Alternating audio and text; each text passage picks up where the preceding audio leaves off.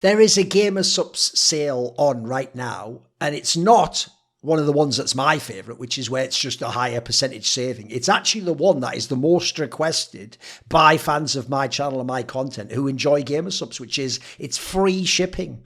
So as a result, now is the perfect time to stock up, because when you use the code Thorin at gamersubs.gg, you not only get the usual 10% off everything on the website, but you will also get free shipping on your order. So if you get a nice big order, now's the time to get loads of stuff. The sale runs until Friday, the 23rd of May, so this Friday, and it will end at 2 p.m.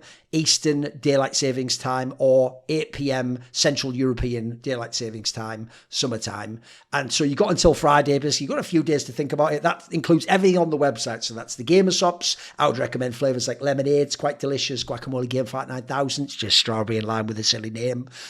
Gamer Teas. They have AFK blend to help promote sleep. They have waifu shakers where the girl's body or bikini or whatever changes colour depending on what flavour drink you put in there. They have all sorts of merch, etc. They have caffeine-free Gamer Subs. So anyway, if you want to stock up, now's the time to use it with the code Thorin at gamersubs.gg. By the way, I'm going to actually, I don't like to really say my plans, but you're going to see more of these like quite quick on the heels of news and events videos, almost React style. Because I think I've just got the formula down now where I don't have to wait as many days to sort of compose my thoughts. If I have some extra thoughts, I'll make an addendum follow-up video, won't I? So Team Spirit has won PGL Astana. Now, already, by the way, a little detail I actually learned myself is, we in the West go Astana, because that's like how we pronounce it. I've heard it's supposed to be like Astana, like you're supposed to make that where the emphasis is. It's obviously an event in Kazakhstan, home of legendary players and winners like Adren, Mo, Hobbit, etc. Also really old school people, Nickel, if you know the old ones back in the day. So this, for me, was a must-win tournament for Team Spirit. And here's the obvious reason why. Because if you look who was in attendance, Team Spirit is there. And then after that, let's look at the best teams. You have the Mongols, Aurora, former Eternal Fire, G2 without modesty, Navi's all the way down. That's it. There's no Vitality, there's no Mouse, and there is no Falcons. Falcons are one of the hottest teams in the world. Of the top 4 teams in the world, only one attended this tournament, and it was Team Spirit. Now, under normal circumstances, you still have to worry about 5, 6, 7, all these other teams. You don't right now. As of right now, most people model the scene. I think this event played out and showed as much, that the top 4 teams can all, in theory, win events.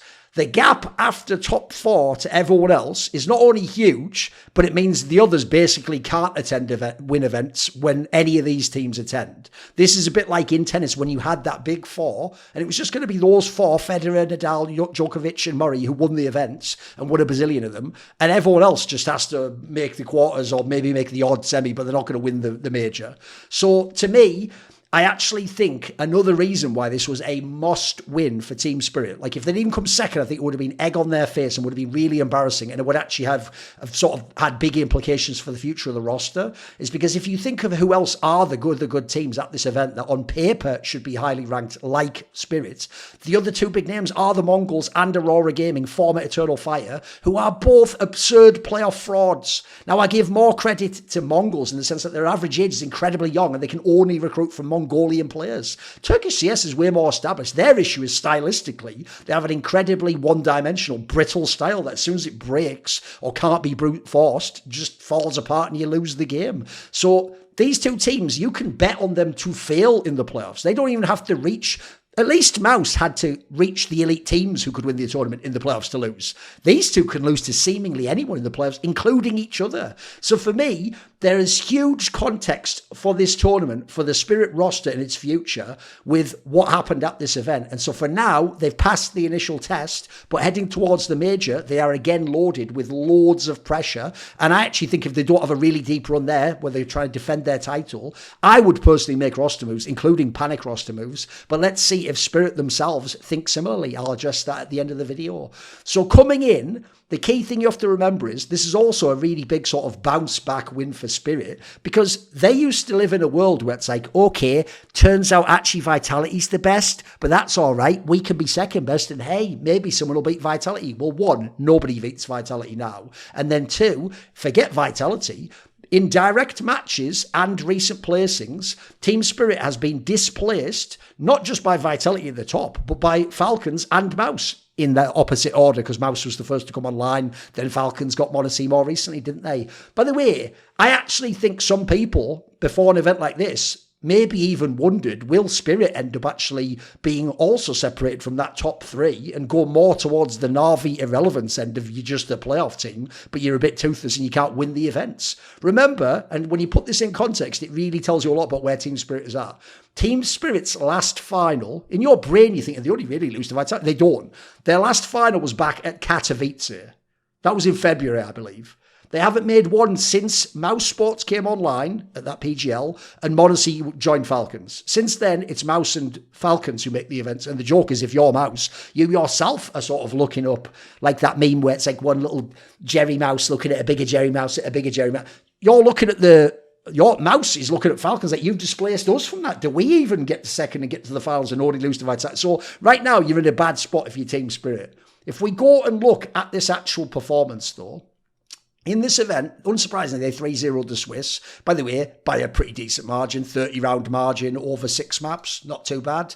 They played against Gamer Legion in the first series. I'll actually just go and quickly show you. That way you can look at the maps, can't you?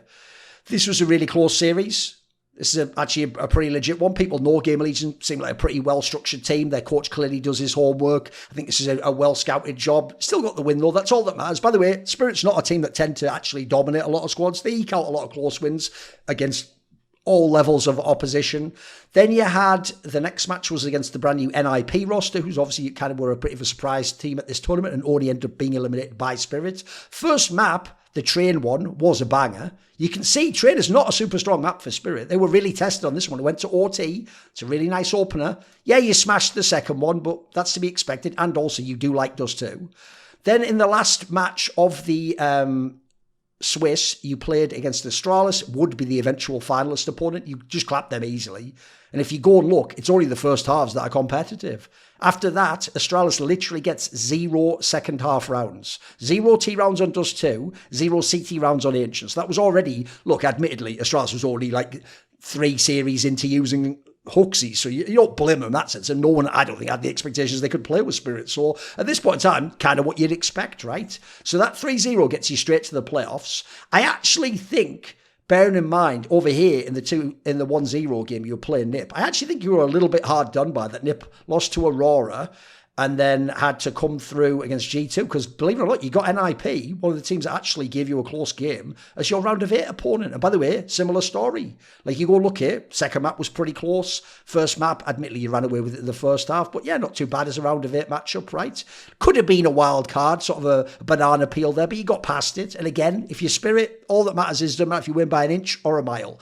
Does in the long run, and it's telling that you don't win by a mile. But for wins, who cares? At the end of the day, a miss is as good as a mile, isn't it? It doesn't matter that NIP got close. Then you go in the semis to Furia, kind of a surprise, but part of it's because they got to play MIBR here. Kind of a surprise squad, brand new team with Yakindar from Latvia and Molodoy from fucking hometown hero from Kazakhstan.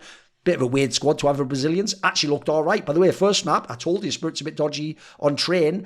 They got actually clapped by Furia. Furia won 10-2 from T-side of Train. After that, yes, Spirit comfortably handles it. Interesting detail, by the way. In this series, think about this. In the opener, Spirit gets clapped in the first half and beaten convincingly. Then they just convincingly win the other 2 maps. Can you guess which of the 3 maps Donk had a bad game on and then which 2 he carried on? Oh, that's right. It's pretty obvious, isn't it? Spoiler, this team is so hard carried by Donk, it is ridiculous. And I'm a Shiro fan. It's just he isn't on the level of Donk. And they require abusive levels of performance from Donk. This reminds me of like the bad 2018 rosters of Na'Vi with Simple or Ziwu on the really outrageous one was obviously the one in 2021, but even the one in 2019, yes, they had good players around him, but he had to always output massive firepower to even have a chance to win the tournament. That's what it feels like for Donk, except for Donk, I think it's worse. He has to do that just to win matches, even in group stages against random teams, not to even win the playoff match or win the tournament. It's not the classic thing of the superstar puts me over the top and wins the event. The superstar makes me relevant in this team. It's why when I get to it later, I think they actually rely on Donk way too much as a crutch. And by the way, if he ever goes down even 10% average level over a 3-month period, Spirit won't even sniff a final. Never mind win a fucking tournament. They could have lost this event if he'd played a little bit worse. So you go then to the final. Admittedly, you've had a map taken against you finally. If you don't know, they were actually 8-0 maps up to that point. So then finally, Fury wins one. In the final, this was much closer than expected. I thought it would just be a 3-0 clap. Like, even when I see these maps, Dust 2, Nuke Mirage, you'd actually think, if anything, maybe Nuke's the chance for Astralis. Just a classically Danish map, isn't it? But actually, I think if you look at this one, I thought Astralis give quite a good accounting for themselves all in all. I mean, look, yes, they got clapped on Dust 2, a map that Spirit loves, by the way. Loves. It's a map they won the major on. But if you go look here, first of all, this Nuke was winnable from Astralis. And then more so than that, by the way, it wasn't just winnable, but this was the one where, off the top of my head, wasn't this the one where it was closed out by Donk doing that like ridiculous 1v4? So already I feel like that could have been an OT game right there, or could have been a 13-11. Then you go to the Mirage. There's never been the strongest map for Spirit, but it's always in the middle of their pool. Actually, this was very impressive stuff. Like, if you don't know, I think this was even the one where Spirit had like the early lead, and then Astralis just tore off like 10 rounds or something and won the game. So that was actually big time shit. Then you go over to the fourth map was Train. Now, again, you're going to have a chance against them on this map. It did go to OT. By the way, it could actually have just been one like 13-11, but admittedly, Yabi, I think it was, did that like mad 1v3 or whatever it was at the end. I think it was Yabi who did it. And they got it to OT. Spirit still won overall, which is cool. But I do think this showed that like the idea they even could have been sweating and going to a fifth map shows you that actually this team of those big four, they do sometimes struggle with firepower. It can get a little bit dodgy. So I actually think, considering the two teams, it was pretty close. I mean, remember, of their series in the Swiss, it was the series against Astralis that was the most dominant from Spirit. But by the time you got to the finals, they're the team giving Spirit the best actual run for their money. So, kind of interesting stuff, right? And by the way, that's all with, let's see if I can show you here quickly. That's all with, like, a potentially close 5-map series is all with Donk going plus 28, 86 kills over 4 maps of MR12, 98.0 ADR. And it's not like Shiro was terrible, it just wasn't amazing. So if that's what it takes to not convincingly beat Astralis, like, I don't know, mate. That's a little bit alarming, I've got to say.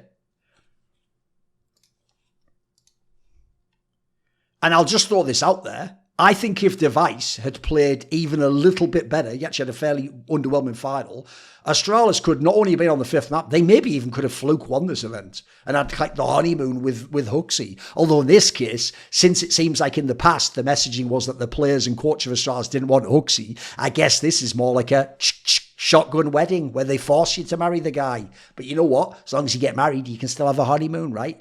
Insert that joke I made about how Team Liquid only trialed Shuhei. They didn't marry him. That's why they didn't get their honeymoon period. I'll use it for a third time. Now, obviously, Donk won the MVP of this event. Spoiler, I actually think it's going to be incredibly hard to ever see a Shiro MVP in one of these tournaments. Like, not just even the stylistic thing I used to say back in the day with SK of like, but if Fur has an awesome tournament, it sets up Cold to win the event. They were at least comparable and could do similar numbers.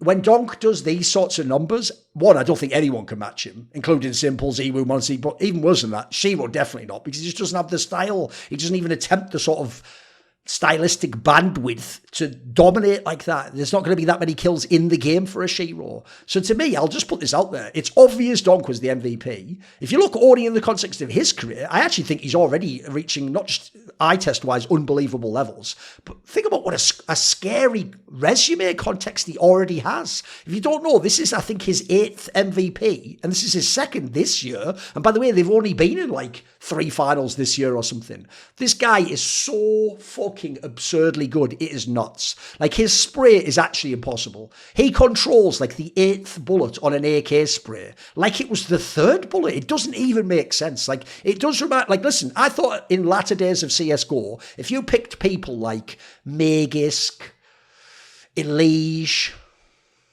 maybe Breeze when you had the Krieg, these people had very good spray, but they just had very good spray.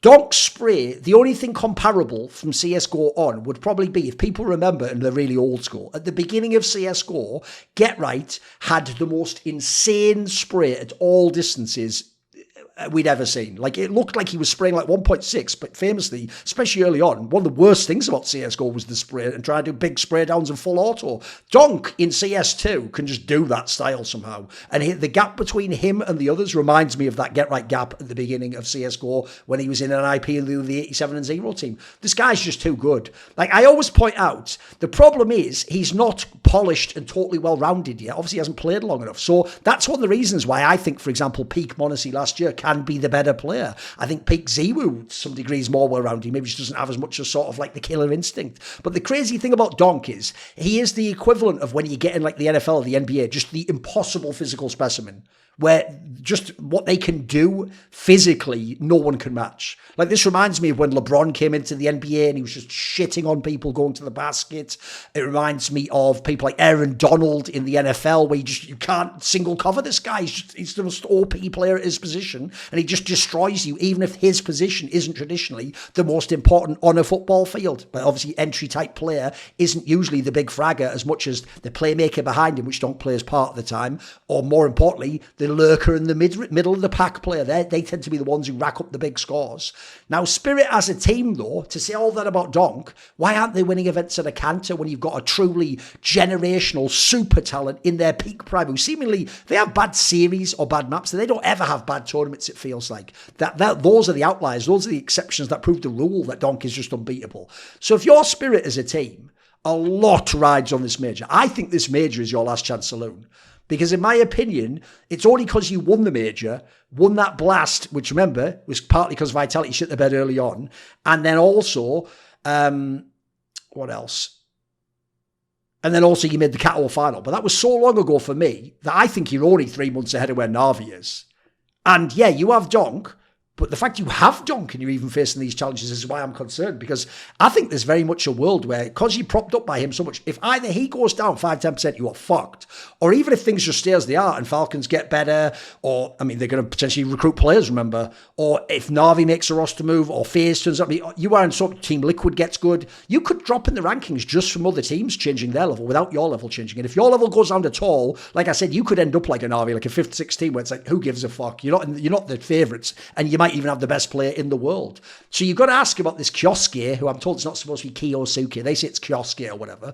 This angle is one that I think is really interesting. Obviously, Maui got in hot water because he did this thing where he implied like that might say something about how Halley, the coach, sees the team. Apparently, the information we got on Snake and Banter is actually it's the org that are considering selling Kioske, not Team Spirit. In fact, it's even implied, or you can infer, that the players in Spirit maybe do want Kioske. Now, we don't know for who. Like, I don't feel like they want to kick out Magic. Maybe they want to kick out Zontics. Who knows? But for whatever angle, that's obviously the main question. Now, I'll just put this out there.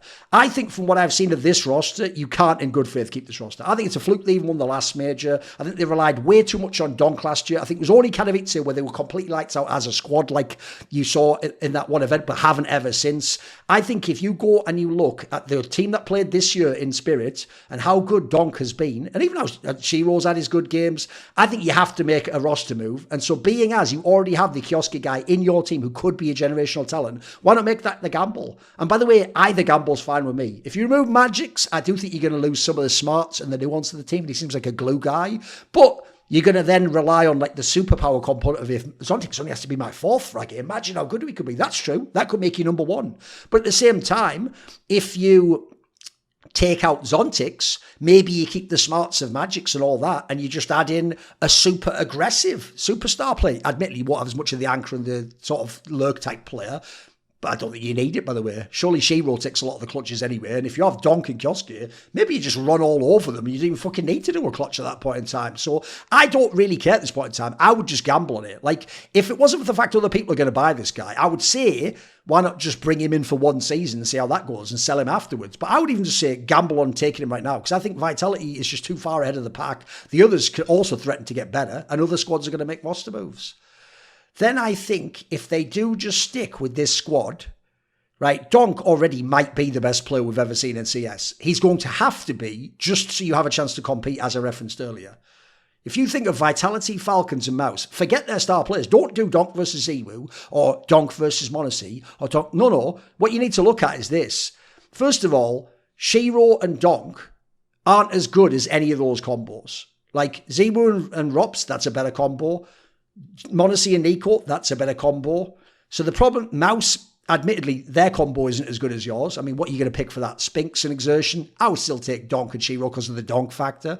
But the problem you notice is when you go down to the rest of the players, the issue is all three of those other teams, Vitality, Falcons and Mouse, they have way more distributed firepower as well as superstar players. And think of their AWPers compared to the Spirit one. Spirit is a really disciplined defensive AWPer. Vitality's is Zemu, Falcons is Monacy, and Mouse is Torji. They are all very aggressive AWPers. Those are AWPers who will take the game to you much more than Shiro will. So I think stylistically and in terms of distributed strength, you're just relying too much on Donk there. You're putting too much on his back. So for me, the real problem is this. If I'm thinking about Team Spirit, it depends who I am in Team Spirit. If I'm the CEO or the guy doing the accounting, maybe we do sell Kiosk here because I already have a team with Donk where I know I can be top 3 or 4 and have a chance to win events or be competitive too and make all the majors and make deep runs. That's already pretty good. And I don't then have to spend big. And I can just sell this super talent for like $1 million, $1.5 million. That just makes business sense. That's a good spot to be in. I'm competitive, but I'm also making money back to balance the budget. Remember, I had to buy Shiro a year and a half ago, whatever it was, for like similar 1.5 million type number. But the problem is, if I'm looking as the coach or the GM of the team, we got to get this Kiosk guy because one, if he's actually amazing, we can't give him to Falcons or some other team. That'll make it even harder for us. 2, he's already one of our guys anyway, so we might not have to sign him to that crazier contract. Obviously, we don't have a buyout, whereas the other people do. And then 3, I think you've just got to get some more firepower for Donk because if you give Donk more firepower, first of all, number 1 player of the year race will get amazing. And then secondly, he actually could just win everything. I mean, that player is good enough already, even without being polished, as a brute force, craziest knockout power maybe ever seen from a rifler in CS. You'd have to genuinely go back to Neo in like 2006 in 1.6, or like 2007 Forest for like their peak level, maybe Zet, but even then he didn't have the raw production numbers wise. That's how powerful that player is. So for me, I personally think you just go all in. You swallow the cost that you could save money by getting a buyout for this Kiosk guy, and you just gamble on your squad and you go for it all. You just swing for the fences and you try to have an era of your own and disrupt Vitality, Falcons, and I don't think actually Mouse is going to be as relevant. I think it'll mainly be Vitality and Falcons. Last thing to say is obviously these PGL events, even though the format's been pretty good, I'm not a big Swiss fan, but if you do Swiss with like proper initial seeding and all best of 3, then I'm fine with it. This format basically is the same as what Starladder used to run in 2018, and I used to do all those events, and I thought they were great events. So I do think if you lose 3 out of 5 best of 3s, unless it's some really crazy draw of teams, and unless the field's bonkers, I can usually live with that in a way I can't when it's the major, it's the BO ones. The problem you have is these PGL events have consistently lacked the absolute best teams in the world, especially because they've never had Vitality. And Vitality is just the number 1 team of the year from the second tournament onwards. And they've been an elite team anyway all the time. So unfortunately, it does make PGL look a bit clownish and a bit tier 1.5, tier 2-ish in the field. I even thought it was interesting that Na'Vi, with their coach Blade, came out and made that comment of sort of like the double whammy that they only made top 8, and that was an event that was basically tier 2, it was implied, or wasn't tier 1. Now, what's hilarious, as I said on Twitter, is you have no idea how much that will burn Silvio, the CEO of PGL. He will be so fucking mad. Except the problem is you can't be mad to Blade and Na'Vi publicly, can you? So he has to do that, like, that smiling mask with the crying fucking guy, like, Warjack type guy behind or whatever. That's what he's like right now. And even more funny to me was, I'm not even sure if Blade meant that as a pointed insult. I think he was just being very blunt about where Na'Vi's current level at and sort of admitting that they're in trouble. I don't think he was even meaning to sort of catch PGL with a stray, even though it definitely did happen. So, yeah, being as PGL's fuck to me, fuck do I care, mate? Yeah, enjoy getting wrecked. Get absolutely wrecked. Hey, it's simple, you're watching Thorin channel.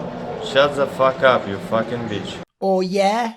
You and whose army? Well, how about the Skrilluminati for one? They're the people who support my content. This video was kindly supported by The Concept, Matt, Pugnatio, Rajcula, Thooorin, Jensen Goh, Tosh, Jasun, Banediesel, Animosity, and you know it, everyone does. A special thanks goes out to my main man, Jerky's Minion, for the long-term support. Do you want to ask a question for my AMA videos? Would you like teasers? Find out what upcoming guests I've got?